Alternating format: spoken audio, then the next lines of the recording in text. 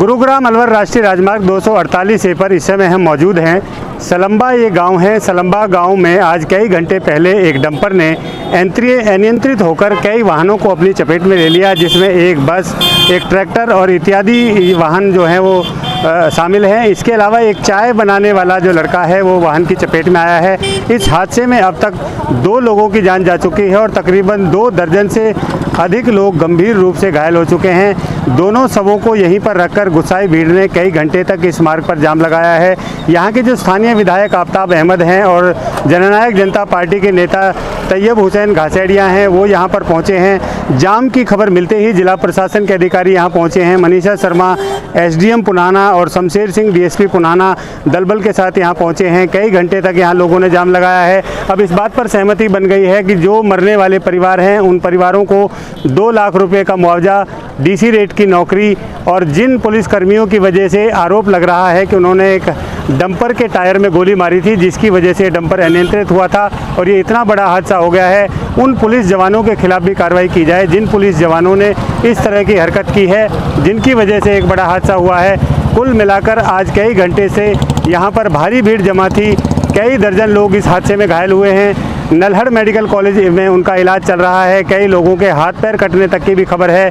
कुल मिलाकर कई घंटे के बाद अब सहमति बन गई है और जाम खोल दिया गया है। कई घंटे बाद गुरुग्राम अलवर राष्ट्रीय राजमार्ग 248A पर वाहन फिर से फर्राटा भरने लगे हैं।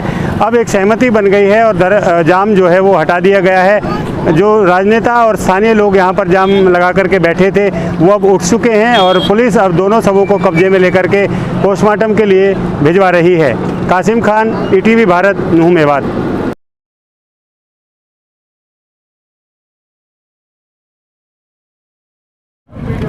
इस तरह की घटनाएं जो हैं वो दिन प्रतिदिन पुलिस की बर्बरता जो है वो बढ़ती जा रही है। दिन के उजाले में पत्थर की भरी हुई गाड़ी और वो भी अंडरलोड, और जिस तरीके से उसका पीछा करके और जो बताते हैं कि उसके ऊपर गोली चलाना अपने आप में निंदनीय नहीं, शर्मनाक है। पुलिस लाइन के बराबर में ये कार्रवाई हो, कहीं दूर होती तो ये भी मान लिया जाता, जिसकी वजह से 2 लोगों की बेगुनाहों की जान चली गई। जो है दर्जन से करीब जो है सवारी और जो थी उनको घायल हो गए। तो मैं मानता हूँ पुलिस प्रशासन इसके लिए पूरी तरह जिम्मेवार है और उसकी बात को हमने डिप्टी कमिश्नर से भी, SP से भी उसको उनके उसमें भी ला दिया और इस तरह की जो लापरवाही का कहा भी है कि आगे से इस तरह का अगर प्रशासन से गांव वालों ने और परिवार वालों ने यही मांग की थी कि इनके जो मृतक हैं, परिवार मासूम है बेचारा, एक तो 12-14 साल का बच्चा है और एक राजस्थान से आया हुआ था अपनी रोजी रोटी कमाने के लिए, ट्रैक्टर थ्रेशर लेके आया हुआ था। उनकी बेवजह मौत हुई इस एक्सीडेंट के अंजाम की वजह से, और उसमें हमने कहा कि इनको मुआवजा मिले, इनके परिवार को, इनके परिवार के लोगों को जो है DC रेट की नौकरी मिले सरकारी, और जो घायल है उनको जो है इलाज हो और उनको जो मुआवजा भी मिले। इसके साथ साथ इस तरह की आगे घटना की पुनरावृत्ति ना हो, नहीं तो हमारे सब्र का पैमाना जो है वो उसका सब्र के पैमाने को ना ये इम्तिहान ले तो अच्छा है। और मैं ये कहूँगा कि प्रशासन भी सजग होके इन चीज़ों के प्रति जो है इतनी घटना ना हो उसके लिए पहले ही कदम उठाए। और आपके बीच में मैं कहना चाहूँगा, हमने ये मामला विधानसभा में भी उठाया। खनन ना होने के बावजूद भी हमारे इलाके के डंपर वालों के साथ खास तौर पे करोड़ों रुपए का जो है लाखों एक ट्रक पे जुर्माना किया जाता है। ये भेदभाव की भावना जो है, ये इस तरह की भावना हम विधानसभा में कह चुके, इसका बर्दाश्त नहीं होगी। और इसके लिए हम आगे भी इस प्रशासन को और चंडीगढ़ में प्रशासन को भी अवगत कराएंगे कि इस तरह का नाइंसाफ़ी हमारे इलाके के साथ ना हो। इस चीज़ के लिए कदम उठाए, वरना हमें को ना कोई कदम उठाना पड़ेगा। सरकार की पॉलिसी है, उसके तहत मृतक के लिए मिनिमम 2 लाख होता है और जितना हो सकेगा उस तरह से हम केस तुरंत भिजवा देंगे।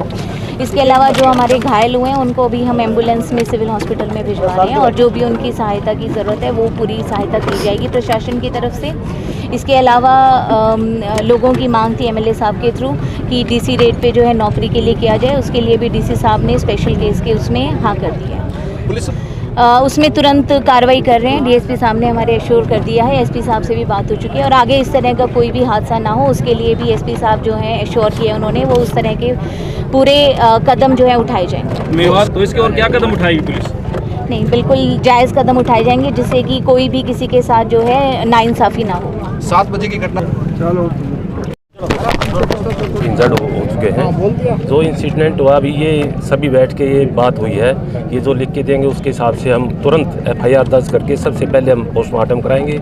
उसके बाद एसडी मैडम भी मौके पर पहुँचे हैं। इन्होंने जो इंजर्ड हैं उनको और जो डिकीज पर्सन है उनको तुरंत प्रभाव से कंपनसेशन दिया जाएगा और जो हॉस्पिटल है उसमें मुफ्त से इलाज किया जाएगा। अभी सुनने में आया है 2 की मौत हो चुकी है, 4 दिल्ली रेफर कर चुके हैं, कम से कम 10-12 इंजर्ड है। ठीक है सर।